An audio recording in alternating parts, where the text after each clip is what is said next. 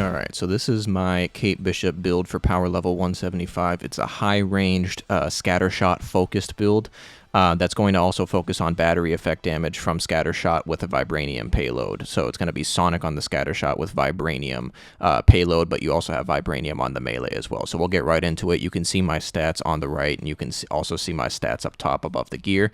So for the melee piece, the main stats that you do want to go for are Valor, Precision, well, Precision number 1, and then I would say Valor and then Resilience.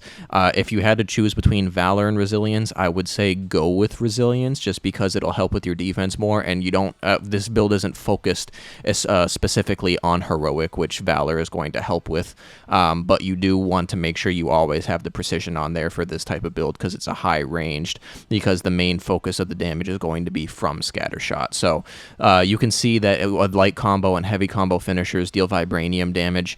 This piece itself really isn't that big of a deal with any of the perks, because even the 15% increased in range damage during Quantum Overdrive, you're not really going to be focusing on damage from the ultimate. My heroic stat isn't bad. It's almost 3,000, so you know, you will be doing decent damage from the ultimate heroic, but you're not going to be doing more damage, in my opinion, than the battery effect from the sonic and the vibranium mix from the scattershot. So, and then that first perk, so it says while receiving the sonic conduit, attacks made that are infused with status effects excuse me, deal 15% more damage. So sending the sonic conduit buff perks are better because you can control, you know, if you're sending it or not.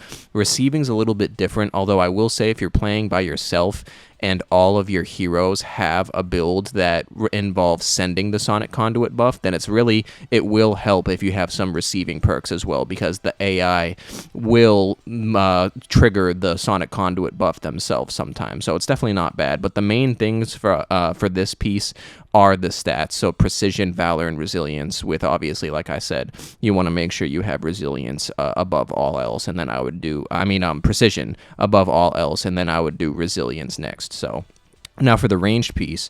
So the ranged piece is one of the main pieces, obviously, and as you can see, it's a double stat. So it doesn't hurt to have triple stat, but if you really want higher stats, double stat is going to help more, because as you can see, and I didn't mention as well, this is from the raid. It's not from the elite raid, actually. It's only from the normal raid. If it was from the elite, you'd be able to see the elite in parentheses like that. So this piece is from the normal raid or the corrupted vibranium event whenever it comes back around. And then same thing with this, except this is the elite version. So this is from specifically the elite raid. But like I was talking about with the stats, as you can see, the triple stats, it has them all around 80 to 90, but if you did only have a focus in 2 stats, it does go over 100, so those specific stats do get an even higher boost. And as you can see, I did obviously make sure it had Precision, and then I prefer to go with Resilience, so that way you have better defense as well. But then the main perks that we want on here are the Scattershot arrows dealing sonic, as you can see from the second perk, and then ranged critical attacks have a chance of activating a vibranium payload. So the vibranium payload activates a decent amount, which allows us to get the battery effect from the sonic damage really well. So those are the main 2 perks that you want to focus on, and then obviously with Precision and then Resilience or Valor, depending on what you would prefer to go to. And then again, this is from the elite raid where I got this from. Now for the defensive piece, so the main thing you do want to focus on are the stats for here as well, but the second perk here is not bad whatsoever. So inflicts 25% additional damage to enemies afflicted by an active vibranium status.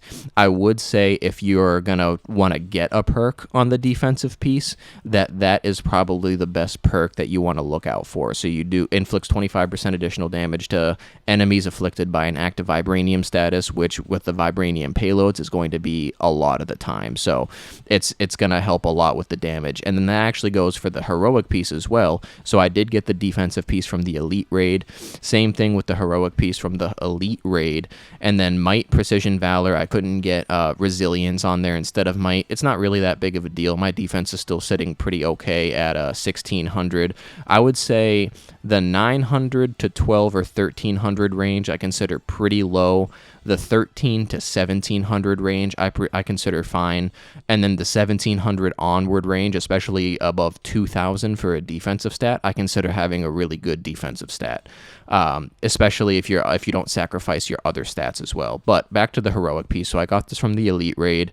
Want to make sure you have precision on there at least, and then this perk increased the amount of sonic damage dealt with any attack by 25%. If you were to get a perk for this build that would be the most useful from the heroic piece, I would say it would be that perk. So because obviously now it's increasing my overall scattershot damage because it's increasing the amount of sonic damage dealt, and then this perk increases damage by 25% when they have vibranium inflicted on them, which they're going to most of the time because of the payload, and then the battery effect with the sonic increased by here, it's going to be even more. So it's a really good combination to have. But so I got 3 of these pieces: heroic, defensive, and range from the elite raid, and you can get this from the normal raid or the corrupted vibranium event whenever it comes back around. So now for the minor artifacts, I do have 2 minor epic artifacts with triple precision stats. You can get these from the faction vendors. I don't think I did. So for some characters, I kind of cheat, quote unquote, a little bit, if you want to call it that. And because on PlayStation, you can set your date to a specific date, and they have like different minor artifacts on specific days. So you can kind of, if someone's found out a good minor artifact on different days, you can go get that minor artifact by going offline and setting your PlayStation to that. I don't think I did that for either of these, so I just focused on the triple stat. I don't know. This is a trend that I've been seeing, and I'm not sure why. I don't know if it's because they have better perks sometimes, but as you can see, like this has triple 64, and then for some reason the top one on this is 52. I don't know why that is, to be honest, but I will say with the minor artifacts, you do want to make sure that you always get triple stat. You do not want double stat for the minor artifacts, and the reason being is because the triple stat actually scales better for the minor artifacts than it does for the other pieces of gear. On the other pieces of gear, you do kind of want to focus to try to get on the double stat. You might sacrifice things like defense or melee or something like that, but you get a much higher stat in those 2 focused areas on the other pieces of gear. That is not the case with the minor artifacts. You always want to make sure to get triple stat on the minor artifacts. So just keep an eye out for the faction vendors to try to get triple precision. And, you know, you could get good perks on it as well, like this perk, 7.8% increased heroic energy regeneration for the ultimate heroic. That might be why one of the stats is slightly lower than 64. I'm honestly not too sure, but the main thing you do want to focus on, like I said, are the triple stats in precision for this build. And then the major artifact, I always go with the Norn Stone of Lethal Will, because I just find it to be more beneficial to be able to activate that damage boost for the extra little bit of damage buff you can get when fighting a boss or something like that. So now we'll go ahead and go over the skills. Now, I usually don't prefer, like, you know, I'm not going to sit here and tell you that all of these specializations are going to be, like, you know, required for this build. I see a lot of these as kind of a personal preference type deal. I will emphasize when there are specific skills that you need to have a certain specialization on for this specific build. So for the support heroic, so triggering after image regenerates willpower and intrinsic, that's just what I personally prefer. I feel like it could be any of these. 20% chance the decoy will generate regen packs as it deals damage. Again, I think this is more of a personal preference, so that's up to you. So Singularity, I do feel like is very good for mobs, so I would say I would do this more than other ones, although the Singularity one doesn't matter as much against a boss, it's more for mobs. But with Scattershot, if you're able to suck them up with Singularity like this and then do Scattershot and just clear them all out, it does help a lot.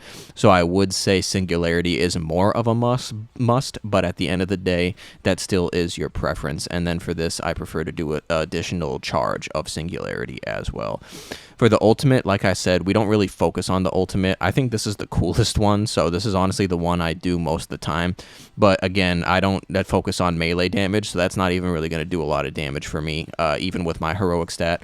It's just going to look cool more than anything else. The range damage won't be bad during the ultimate as well, I should say. It's not going to be bad at all. It's just, it takes away Scattershot. So as far as I'm concerned, you're not going to be able to get a battery effect off on it anymore.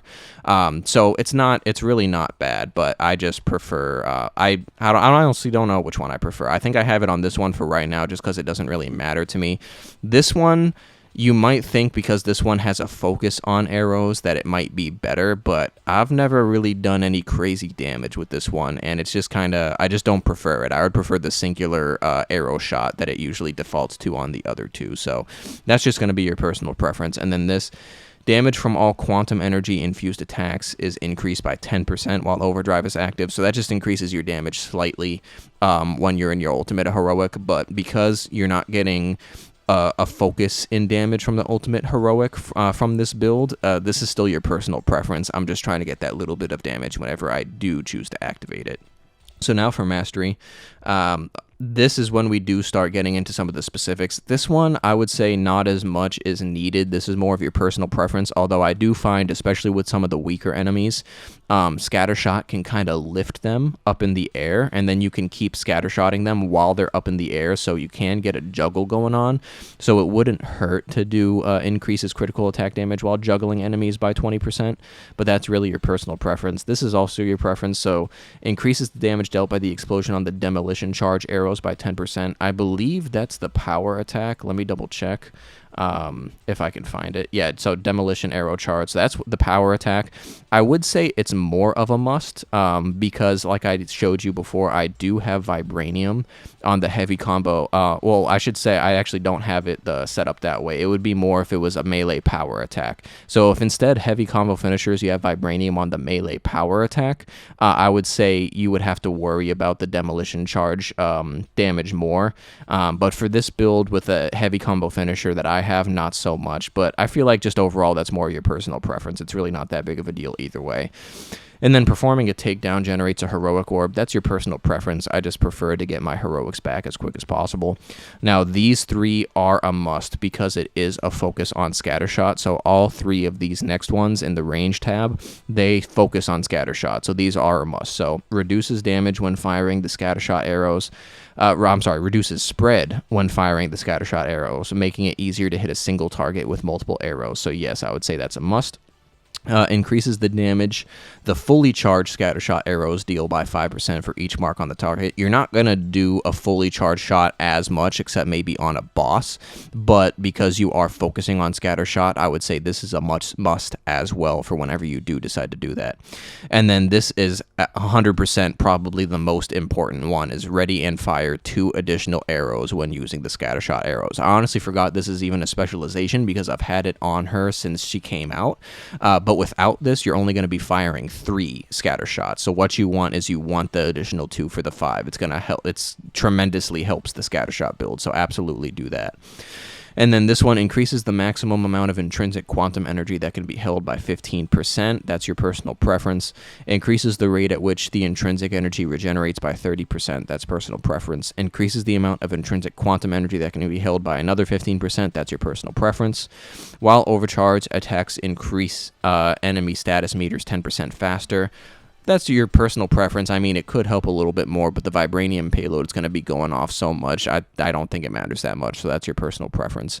It increases the amount of overcharge meter gained from ranged critical attacks by 5%. I would say this is a must because you're going to be focusing on ranged attacks the most, and this will help you get overcharged faster, which will inherently cause more damage once you are fully overcharged. So I would say that is a must. And then ranged attack damage is increased by 10% while overcharged. I would say that this is also a must because like I've been saying this whole time, the main focus is on ranged attack damage. So that's it for the specializations. Now for the champion skills, for some characters I don't follow exactly what I always say, but what I always say is this column first, then this column, and then this column. That's how I do it because these 2 increase your defense, and then this one increases your critical attack damage. I will say you don't always have to worry about getting to the 5th one like I have here. I would say at least get them to the 4th and then get this one to the 4th, and then at that point just do whatever you want. But I would say at least get these 2 to the 4th first and then this one to the 4th, and then at that point that's just whatever you want to do. But that wraps up my high ranged build for Kate Bishop with specialization on Scattershot. Comment down below how you might build your Kate Bishop, and if you enjoyed this video today, feel free to like and subscribe for future Marvel content, and I will end the video with this build in action. I appreciate you for watching the video. Cavorite. I call dibs on all of them. Ooh, it's gonna be ugly.